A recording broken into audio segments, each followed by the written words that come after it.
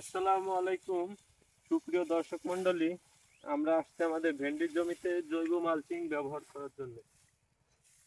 এটা আর কি এই মালচিং ব্যবহারে জমির উর্বরতা ধরে রাখতে সাহায্য করে। পানির সাথে এটা অনেক কার্যকরী।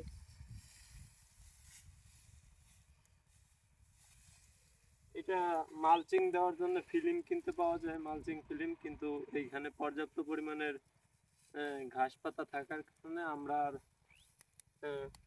মালচিং কিনতে যাইনি। মালচিং পেপার আমরা আমাদের জৈব মালচিং ব্যবহার করতেছি।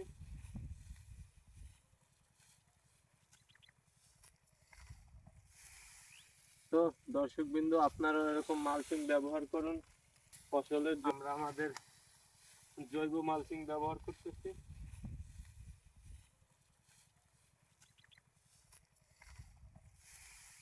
তো দর্শকবৃন্দ, আপনারা এরকম মালচিং ব্যবহার করুন ফসলের জমি ফলন বাড়ান।